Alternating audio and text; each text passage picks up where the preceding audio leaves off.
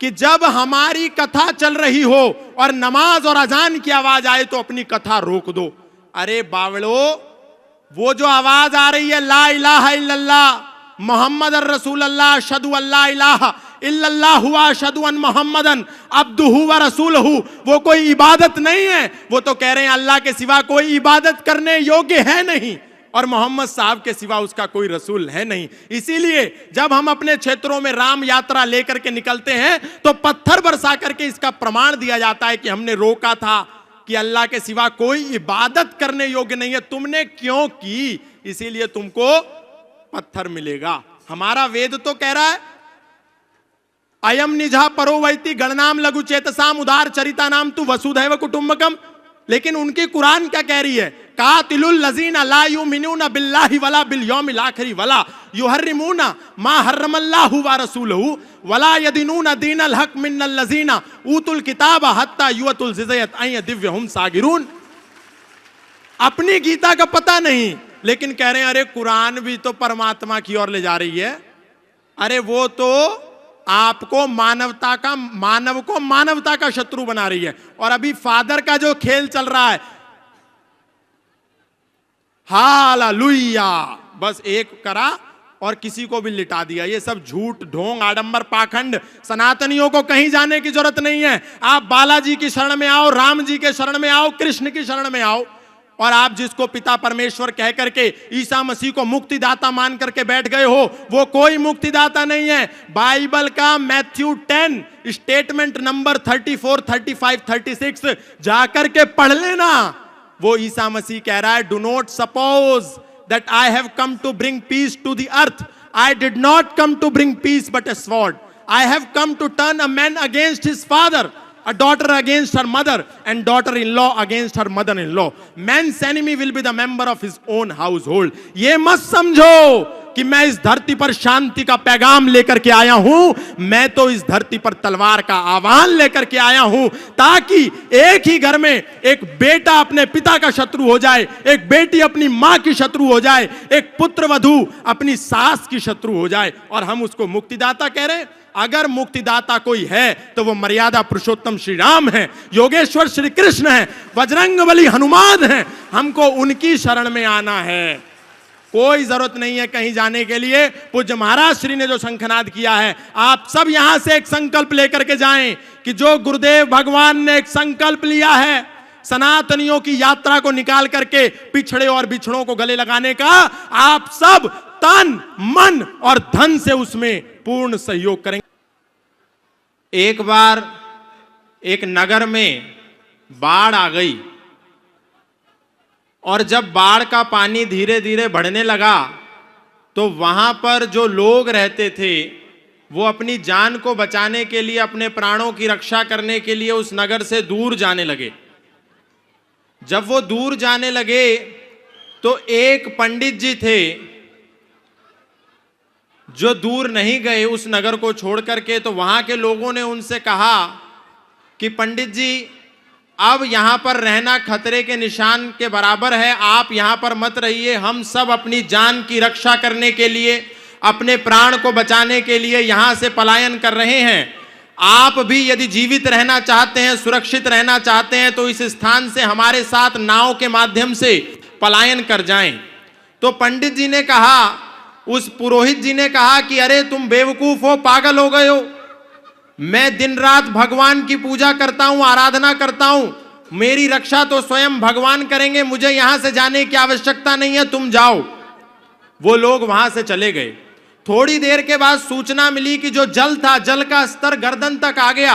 तो लोगों को पंडित जी की बहुत चिंता होने लगी और उन्होंने कहा कि पंडित जी को बचाना होगा, अब उनका बचना मुश्किल नहीं है। दोबारा नाव से लोग गए, पंडित जी से आग्रह किया, पुरोहित जी से कि चलिए, अब तो बचना नामुमकिन है, पानी गले तक आ गया है, अब यदि नहीं गए तो मृत्यु हो जाएगी। पंडित जी ने दुत्कार दिया और बोला कि अभी तुम बेवकूफ हो, मैंने तुमको मना कर दिया था, स्वयं भगवान मेरी रक्षा करेगा, मुझे जरूरत नहीं है तुम लोगों की, यहां से दफा हो जाओ, भाग जाओ। और वो लोग फिर वापस चले गए। अचानक से सूचना मिली कि पंडित जी अब चोटी पर चढ़ गए मंदिर की, और पानी जो है पूरा चोटी तक पहुंच गया है। तो लोगों को पुनः चिंता हुई अपने पुरोहित जी की, और उन्होंने पुनः प्रशासन से कहा कि हमारे पंडित जी वहां फंस गए हैं, आप जाकर के कृपया उनको बचाइए। प्रशासन हेलीकॉप्टर लेकर के गया और सीधा मंदिर की चोटी पर ले जाकर के हेलीकॉप्टर खड़ा कर दिया और पंडित जी से कहा हम यहां से सीढ़ी लटका रहे हैं, आप कृपया करके चलिए, नहीं तो आपका बचना मुश्किल हो जाएगा। और पंडित जी ने कहा अरे तुम बेवकूफ हो, मैं त्रिकाल संध्या करता हूं, भगवान को भोग लगाता हूं, उनकी आरती करता हूं, भगवान स्वयं आकर के मुझको बचाएंगे, मुझे तुम्हारे जैसे लोगों की कोई आवश्यकता नहीं है। और प्रशासन को भी वहां से विदा कर दिया। अब जब पानी मंदिर की नींव में घुसा तो मंदिर नीचे गिर गया और पंडित जी भी नीचे गिर गए और उनकी मृत्यु हो गई। मृत्यु होने के बाद जब पंडित जी परमात्मा के सामने जाकर के प्रस्तुत हुए तो बड़ी शिकायत करी और बोला कि हे परमात्मा, हे भगवान, हे ईश्वर, मैं रोज तेरा ध्यान करता था, तुझे भोग लगाता था, तुझे नहलाता था, तेरी आकर के ब्रह्म मुहूर्त में संध्या, उपासना, आरती, आराधना, साधना करता था, लेकिन जब मेरी मृत्यु आई तो तूने मुझे बचाया नहीं, मेरे को आशा थी। अब ये लोगों को जो तुझ पे विश्वास करते थे विश्वास उठ जाएगा, अब तुम्हारी पूजा कोई नहीं करेगा। तो परमपिता परमात्मा हंसे और कहा अरे मूर्ख, मैंने एक बार नहीं, दो बार नहीं, तीन बार लोगों को तेरी रक्षा के लिए भेजा, लेकिन तूने उनको स्वीकार नहीं किया और अब मुझको गाली देता है। इस बात को कहने का तात्पर्य क्या है? आज हम सभी सनातन धर्मी किसी अवतार की प्रतीक्षा कर रहे हैं कि कोई अवतार आएगा, हम लोगों को बचाएगा। आप सोच करके देखिए, योगेश्वर भगवान श्री कृष्ण आए, अर्जुन का मार्गदर्शन किया और उसको कहा शस्त्र उठाओ, हतो वा प्राप्स्यसि स्वर्गम जीतवा वा भोक्ष्यसे महीम तस्माद् उत्तिष्ठ कौन्तेय युद्धाय कृत निश्चया। अर्जुन भी भाईचारा निभाना चाहता था अधर्मियों और विधर्मियों के साथ, लेकिन भगवान ने कहा मानवतावादी लोगों के साथ भाईचारा निभाया जाता है, इसलिए मैं तेरे लिए शस्त्र नहीं उठाऊंगा, शस्त्र तुझे उठाना है, इनसे लड़। लेकिन जब भगवान श्री कृष्ण थे, हम थोड़ी देर के लिए जागे और पुनः सो गए। भगवान राम आए, हमको जगाया, हम थोड़ी देर के लिए जागे, पुनः सो गए। चैतन्य महाप्रभु आए, हमको जगाया, थोड़ी देर के लिए जागे, पुनः सो गए। दत्तात्रेय भगवान आए, हम थोड़ी देर के लिए जागे, पुनः सो गए। शंकराचार्य आए, हमको जगाया, हम थोड़ी देर के लिए जागे, हम पुनः सो गए। महर्षि दयानंद आए, हमको जगाया, हम थोड़ी देर के लिए जागे, पुनः सो गए। लेकिन आज पूज्य श्रद्धेय स्वामी बागेश्वर बाबा जी, आचार्य धीरेन्द्र कृष्ण शास्त्री जी, हम सभी सनातन धर्मियों को जगाने के लिए आए हैं। हम जागते हैं और सो जाते हैं। महाराज श्री का एक ही संकल्प है कि सनातनी सनातनी भाई भाई, जातिवाद की खत्म लड़ाई। हम लोगों के बीच में ये जो छुआछूत नाम का विष आ गया है, ये जो ऊंच नीच का जहर आ गया है, ये जो तिरस्कार का भाव आ गया है, एक दूसरे को जब दूर हटाने का भाव है, इसको समाप्त करके हम सब सनातनी एक हो जाएं, एक हो जाएं। पूज्य बाबा जी का संदेश अब यात्रा के रूप में हम सबको आगामी दिवसों में देखने को मिलेगा। महाराज श्री का एक ही संकल्प है, एक ही संदेश है कि हम सबको गले से लगाना है। यदि सनातन को बचाना चाहते हैं तो बाबा जी के कार्य के अनुसार, कृतार्थ कर्म के अनुसार 3 बिंदुओं पर हम सभी सनातन धर्मियों को काम करना है। गले लगाना है अपने भाइयों को, बिछड़े और पिछड़े भाइयों को गले लगाइए, नंबर 1। नंबर 2, अपना परिवार बढ़ाइए, और नंबर 3, व्यापार बचाइए। आज पहले एक नारा होता था, हम दो हमारे दो, अब है शेर का बच्चा एक ही अच्छा। और आजकल हमारे सनातनियों के दिमाग में दिवाला घुस गया और कह रहे हैं बच्चा ना बच्ची और नींद आए अच्छी, और वो कह रहे हैं हम 5 हमारे 75, सबके हाथ में ईंट और पत्थर। तो ये भावना जो है गुरुदेव की कि टूट टूट जातियों में बंटते रहे हम, कारण यही था कई सदी कटते रहे हम। बोलूंगा आज सत्य महारथी की तरह, दिनकर ने लिखी उसी रश्मि रथी की तरह। बातें कहूंगा सच्ची, कोई शोक मान ले, चाहे बुराई आज तीनों लोक मान ले। जन्मा हूं इस धरा पे, इसी मर्म के लिए, मरना पड़े तो मरूं वेद धर्म के लिए। अरे भूमि थी आर्यावर्त की, विधान नहीं था। अफगान पाक बंगला ईरान नहीं था। गद्दार कोई है तो वो गद्दार हम ही हैं। ये हश्र जो हुआ है जिम्मेदार हम ही हैं। पहले तो टूट टूट रियासत में कट गए, अब दौर ये आया तो सियासत में बट गए। अरे बने मियां मिट्ठू और महान हो गए, छोटा सा पद मिला तो हम सुल्तान हो गए। स्वयं राम कृष्ण की जागीर हो गए, कभी जाट बनिया अहीर हो गए। ठाकुर बने बने हम ही कुम्हार बने हैं, कुर्मी कछार और हम लुहार बने हैं। जैन अग्रवाल और वर्मा हो गए, ब्राह्मण बने कभी तो विश्वकर्मा हो गए। गर्व से गुजर हुए अनुरागी हुए हैं, वाल्मीकि दलित और त्यागी हुए हैं। धर्म की दिशा में अवरोध हो गए, हम ही लोधी लोधे और लोध हो गए। शान बढ़ाने को हम ही लोभी हुए हैं, खतनी खटीक और हम ही धोबी हुए हैं। झींवर बने हरिजन बने अनिरुद्ध बने हैं, पंजाबी हुए और हम ही बुद्ध बने हैं। अरे सबके सिरों पे ताज गर जाति का सजेगा, सबके सिरों पे ताज गर जाति का सजेगा। मुझको बताओ देश फिर ये कैसे बचेगा। खून के प्यासों को हम स्वीकारते रहे, खून के प्यासों को हम स्वीकारते रहे। मेहनत जिन्होंने की उन्हें दुत्कारते रहे। अरे कह दो कि कोई फूट प्रतिवाद नहीं है, कह दो कि कोई फूट प्रतिवाद नहीं है। मेरे धर्म में कोई जातिवाद नहीं है, कह दो कि यहां कोई, कह दो कि यहां कोई छुआछूत नहीं है। सनातन में कोई भी यहां अछूत नहीं है। अरे वेदों की परंपरा को निभाओ तो सही, मिलकर सभी भगवा के नीचे आओ तो सही। इसलिए मैं बहुत अधिक नहीं कहूंगा। पूज्य महाराज श्री का जो संकल्प है, जिसके लिए पूज्य महाराज श्री दिन रात बिना सोए, बिना अपने बारे में सोचे दिन को जागते हैं, सोने का भी समय नहीं मिलता, रातों को जागते हैं। एक हुक सी दिल में उठती है, एक दर्द जिगर में होता है। और गुरुदेव रात को उठकर रोते हैं जब सारा आलम सोता है।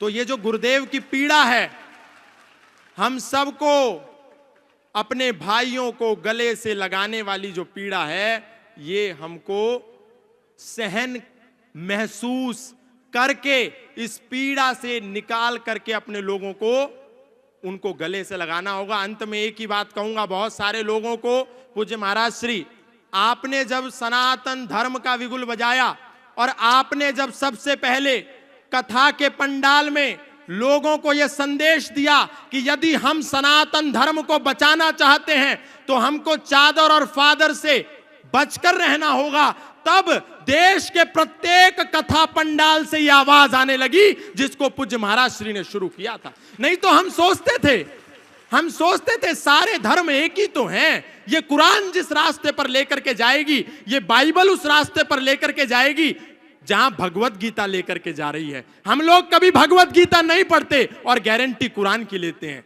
हम लोग कभी वेद नहीं उठा करके देखते और दावा बाइबल का करते हैं, जबकि यदि हम पढ़े तो हमको पता चलेगा कि हमारा वेद तो कहता है संग छद्वम संवदध्वम संवो मनांसि जानताम देवा भागम यथा पूर्वे संजानानाम उपासते। हमारा वेद कहता है सर्वे भवन्तु सुखिनः सर्वे सन्तु निरामया सर्वे भद्राणि पश्यन्तु मा कश्चित् दुःख भाग् भवेत्। लेकिन एक समय था जब कथाओं के पंडाल से आवाज आती थी कि हम राम राम बोलते हैं तो हमारे मुंह से अली मौला निकलता है। लेकिन जब पूज्य महाराज श्री ने रोका टोका तो देश का कोई भी व्यक्ति व्यासपीठ से बैठ करके अल्लाहू अकबर नहीं गाता। नहीं तो कितने लोग ऐसे थे, कहते थे, हाथ उठा करके बोलिए,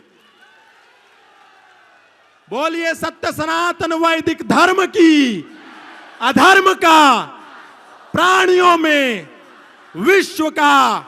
बोलो सियावर रामचंद्र की, पवन पुत्र हनुमान की। शंकर जी की पिंडी पर ही इसने पैर रखा और घंटा खोलने लगा। नीचे से शंकर जी प्रकट हो गए, मांग वरदान। हाँ मांग। इसका दिमाग खराब, लगा के पकड़े गए पकड़े गए पकड़े गए। कौन है कौन है? अरे जिसके ऊपर टंगे हो हम वही है। इसने कहा बड़े गजब के हो, नीचे से बोल रहे वो बात तो ठीक है, लेकिन हमें एक बात समझ में नहीं आई कि आप प्रसन्न क्यों हम पे भय? भगवान शंकर बोले हमने आज तक बड़े बड़े भक्त देखे, किसी ने बिल्वपत्र चढ़ाया, किसी ने धतूरा फल चढ़ाया, किसी ने नारियल चढ़ाया, रावण ने अपना सिर चढ़ाया, पहली बार ऐसा भक्त आया कि अपने आप ही हमारे ऊपर चढ़ गया है। इसलिए हम प्रसन्न हो गए। मांगो हमसे। यहां पर ये भजन सिद्ध होता है। न जाने कौन से गुण पर दया निधि जाने, न जाने कौन से गुण पर दया निधि जाते हैं। यही सब ग्रंथ कहते हैं, यही सब वेद गाते हैं, यही सब कहते हैं, यही सब वेद गाते हैं। भगवान किस गुण पर रीझ जाए, अच्छा बुरा ना मानना। कई बार पढ़े लिखे लोगों को भगवान देरी से मिलते हैं, हमारे जैसे अनपढ़ों को जल्दी मिल जाते। ये भगवान का स्वभाव, क्योंकि पढ़े लिखे लोग दिमाग से खेलते हैं और अनपढ़ लोग दिल से खेलते। दिमाग से चलने वाले को परमात्मा की प्राप्ति देरी से होती है और दिल से चलने वाले को परमात्मा की प्राप्ति अति शीघ्र हो जाती है।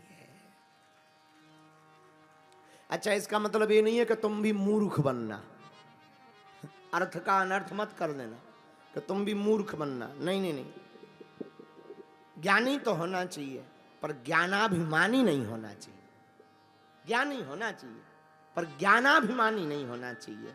विद्या तो हो पर विद्या का अभिमान ना हो। विद्या ददाति विनयम, विद्या जिसके पास होगी वो विनम्र होगा।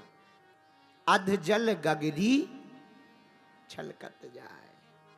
जो आधे अधूरे होते हैं वो ज्यादा उचटते हैं। हमारे जैसे अधूरे संगीतज्ञ ज्यादा हाथ हिलाएं। जो नया नया संगीतकार बनता है वो ज्यादा और जो वास्तविक संगीतकार होता है वो ज्यादा नहीं करता। नहीं ज्यादा शरीर ना।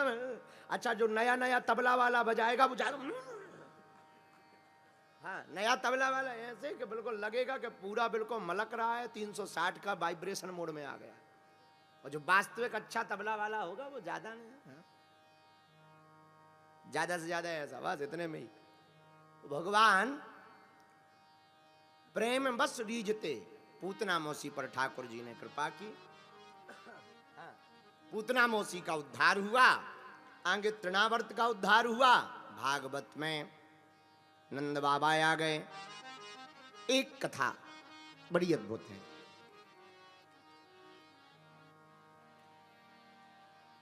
बहुत दिन हो गए, एक दिन गर्गाचार्य जी घर आए। नंद बाबा ने हाथ जोड़ के कहा, महाराज आप बहुत अच्छे आए, आपकी बड़ी कृपा, पर एक टेंशन है। क्या? जब से बालक हुआ है एक ना एक झंझट आ रहा है। जरा ग्रह तो देखो, नक्षत्र ठीक है कि नहीं। तो गर्गाचार्य जी ने कहा, बताओ तुम्हारे बालक का नाम क्या है? अरे महाराज नाम तो हम रख ही नहीं पाए, इतने दिन हो गए। आप ठीक आ गए, अब आप ही नाम रख दो। आप आ ही गए। नहीं नहीं, हम नहीं रख सकते। गर्गाचार्य जी ने कहा। बोले क्यों? आप क्यों नहीं रख सकते? यदूना हम चार्य क्या तस्य भुवि सर्वतः सुतं मया संस्कृतं ते मन्यते देवकी सुतम। हम यदुवंशियों के आचार्य हैं। राजा कंस को पता लगेगा वो तुम्हारे बालक को मार डालेगा, क्योंकि हम यदुवंशियों के आचार हैं, इसलिए तुम्हारे बालक का हम नामकरण संस्कार नहीं कर सकते हैं। तो नंद बाबा ने कहा महाराज अकेले में कर दो, हम काऊ को नहीं बताएंगे, चुपके से कर दो, पर आप आ गए हो कर दो, गौशाला में कर दो। ठीक है, गौशाला में महाराज जी की लगा दी आसनी, पीछे से रोहिणी और यशोदा को कहा जाओ अपने अपने लाला को लेकर के जाओ, नामकरण करवा करके आओ। यशोदा मैया रोहिणी मैया अपने अपने लाला को लेके गई। यशोदा मैया ने रास्ते में कहा अरे बहना, हमने जा पंडित को बड़ो नाम सुनो कि बड़ो जानकार है, पर कैसे पतो लगे कि जानकार है? तो एक काम करो। बोले क्या? बोले तुम अपनो लाला मोह दे दो, मोरो लाला तुम ले लो। अगर बढ़िया वाला पंडित होगा तो पहचान जाएगा कौन किसका लाला है, और पोंगा पंडित होगा तो कछु ना जानेगा। अब दोनों माताओं ने अदला बदली कर ली, अपने अपने लालन की गईं। जहां गर्गाचार्य जी विराजमान थे प्रणाम करके वहीं बैठ गईं। और जैसे ही बैठी तो सबसे पहले यशोदा की गोद में पड़े हुए रोहिणी नंदन पर नजर गई, और जैसे ही रोहिणी की गोद में पड़े हुए यशोदा नंदन पर नजर गई, सोई आंखें टिक गईं। बोलो सीताराम। अब पलक झपके ना महात्मा जी कुछ बोले, ठाकुर जी की रूप रस सुधा का आनंद ले रहे। आहा, क्या मधुर मधुर सा मुस्कुराता हुआ चेहरा है, क्या श्याम सुंदर शरीर है, बड़ी प्यारी सी अलकावलियां हैं। अभी बाल आए नहीं हैं ठीक से, अभी दंतावली आई नहीं है, पर प्यारे से मुखमंडल को देख करके, पाद तलवों को देख करके द्रवीभूत हो गए। 2 मिनट है गई, 5 मिनट है गई, 10 मिनट है गई, बाबा जी कुछ ना बोले। यशोदा मैया जी खुसर पुसर करने लगी, कहीं बाबा जी टें तो नहीं बोल गए। हाँ, रोहिणी मैया थे बोली बहन हमको बाबा जी कछु दाल में काला लगे। ओ महाराज, महाराज, अरे पंडित जी, ओ महात्मा जी, कछु ना बोले। वो तो रूप रस सुधा का आनंद ले रहे। अरे बहुत देर है गई, सोई यशोदा मैया बोली हे भगवान, इन्हें टें बोलना तो गौशाला में, बाहर टें बोल जाते कलंक और लगेगा। रोहिणी मैया बोली चुप है जाओ, ऐसा ना बोलो। हाथ पकड़ के हिलाया, ओ महाराज, सोई आंख खोली, हाँ हाँ हाँ हाँ हाँ मैया, हाँ मैया। तब यशोदा मैया की सांस में सांस आई। अरे भैया भगवान की बड़ी कृपा है, जिंदा है महाराज। महाराज नामकरण तो कर दो। हाँ, अयम ही रोहिणी पुत्रो रमयन स्वहदो गुणे। यशोदा मैया की गोद में बालक को देख करके गर्गाचार्य जी बोले अयम ही रोहिणी पुत्रो, ये जो बालक है ये तुम्हारा नहीं है, ये रोहिणी नंदन है। अयम ही रोहिणी पुत्रो। दोनों माताएं आपस में आंखों में बात करके बोली पंडित पहुंचा हुआ है, पोंगा पंडित नहीं है, पहचान गया कौन किसका लाला है। मैया ये रोहिणी का लाला है, इसके नाम का क्या बताएं? महाराज बताओ, अब आप ही बताओ, बढ़िया नाम रखना। देखो हाँ हाँ हाँ सुनो, इसका नाम आख्यास्यते राम इति बलाधिक्याद बलम विदुः। माँ इसकी भुजाओं में बड़ा बल होगा, इसलिए लोग इनको बलराम पुकारेंगे। बोलो दाऊ भैया की जय हो। अब रोहिणी मैया की गोद में ठाकुर जी पे नजर गई। महाराज इनका नाम और बताओ। मैया जा लाला के तो 1000 नाम है, कौन सो बता दे। महाराज मोह 1000 नाम नहीं, एक नाम बताओ। बहुनी संति नामानी रूपाणी चासुतस्य ते गुण कर्मानुरूपाणी तान्यम वेदनो जनः। मैया तेरे लाला को सब संत अलग अलग नाम से पुकारेंगे। कोई बनवारी कहेगा, कोई चितचोर कहेगा, कोई माखन चोर कहेगा, कोई मुरलीधर कहेगा, कोई कन्हैया कहेगा, कोई बंसी वाला कहेगा, कोई सामरिया कहेगा, कोई गिरधारी कहेगा, कोई ब्रजवासी कहेगा, कोई ब्रजनंदन कहेगा, कोई कान्हा कहेगा, कोई कन्हुआ कहेगा, कोई कृष्णा कहेगा, कोई गोविंद कहेगा, कोई गोपाला कहेगा, कोई चक्र सुदर्शनधारी कहेगा, कोई द्वारकाधीश कहेगा, कोई नंद नंदन कहेगा, कोई यशोदा नंदन कहेगा, तो कोई देवकी नंदन कहेगा। अनेक नाम है, बहुनी संति नामानी। महाराज इतनी लंबी लिस्ट पकड़ा दी तुमने, एक नाम नहीं धरा दे बढ़िया से, एक धर दो बढ़िया से। ये बहुत लंबे में नहीं हमें पढ़ने, माथा पच्ची। अच्छा मैया, कर्षयति कृष्ण, तेरा लाला पूरी दुनिया को अपनी तरफ खींचेगा।